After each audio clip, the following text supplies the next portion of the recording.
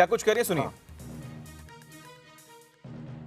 लोगों ने विकास का रास्ता चुना है और आज झारखंड की जनता ने हेमंत सोरेन जी को प्यार, आशीर्वाद, पूरी दुआएं दे रहे हैं और कहीं ना कहीं मैं समझते हूँ कि जनता की सरकार आने वाली है। जिस तरह से यहाँ पे क्या बोलेंगे, जिस तरह से बोले थे कि बाहरी लोग हैं, आतंकवादी हैं बाहर, जिस तरह से उन लोगों ने काटोगे तो बांटोगे की बात कर रहे थे, क्या कहना चाहेंगे?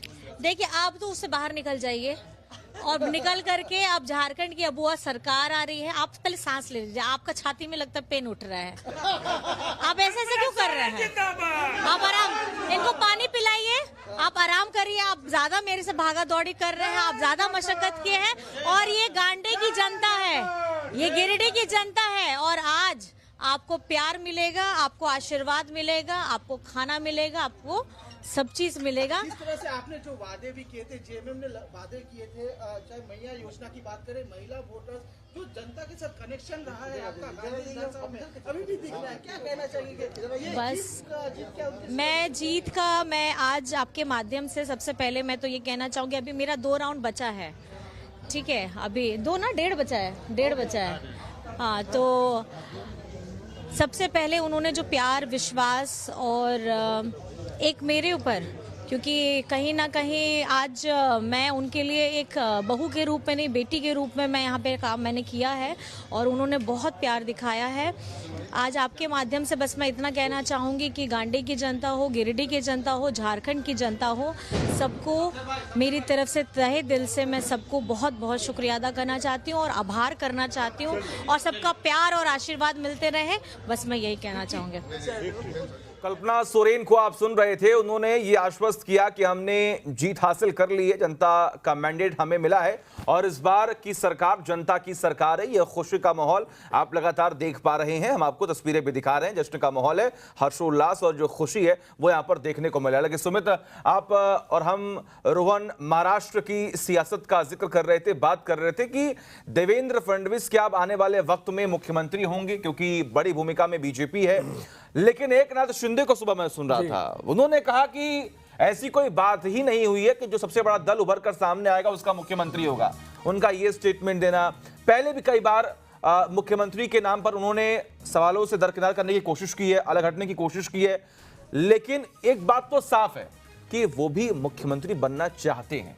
हाँ, बिल्कुल मुख्यमंत्री बनना चाहते हैं। और देखिए, जो मुख्यमंत्री अपनी पार्टी को या गठबंधन को जीत दिला के लाया है, जो सिटिंग एमपी है, मुख्यमंत्री है, उसको बदलना थोड़ा सा मुश्किल होता है जो जीत दिलाकर लाता है। हालांकि बीजेपी में तो कई सारे एग्जांपल आप देखेंगे कि अभी हाल ही में शिवराज सिंह चौहान इतनी अच्छी मैंडेट के साथ भी कांग्रेस बीजेपी को जिता के लाए, उनको चेंज कर दे, लेकिन वो बीजेपी की पार्टी का इंटरनल मसला था।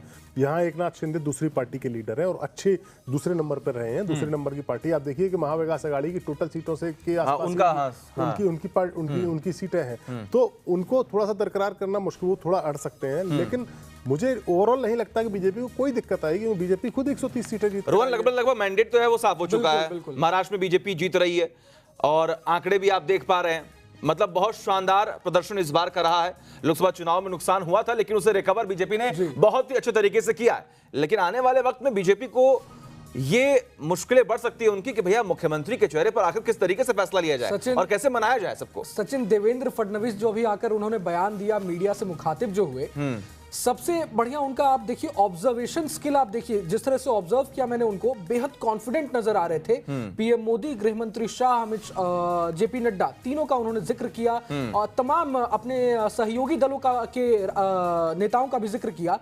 तो उन्होंने साफ तौर पे कहा कि मुझे अमित शाह का भी साथ प्राप्त है, नरेंद्र मोदी, पीएम मोदी का भी साथ प्राप्त है।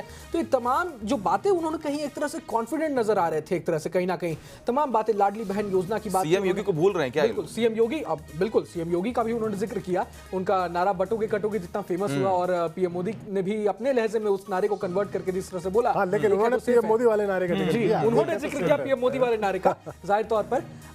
तो उनका जो कॉन्फिडेंस, जो आत्मविश्वास से लबरेज नजर आ रहे हैं, वो जाहिर तौर पर ये बता रहा है कि मुख्यमंत्री देवेंद्र फडणवीस ही होंगे। लेकिन एक बात और, देवेंद्र फडणवीस ने जो उस समय बयान दिया था सदन में कि मैं समंदर हूं, लौट कर वापस जरूर आऊंगा, तो देवेंद्र फडणवीस मेरे हिसाब से महाराष्ट्र से कभी बाहर गए ही नहीं थे।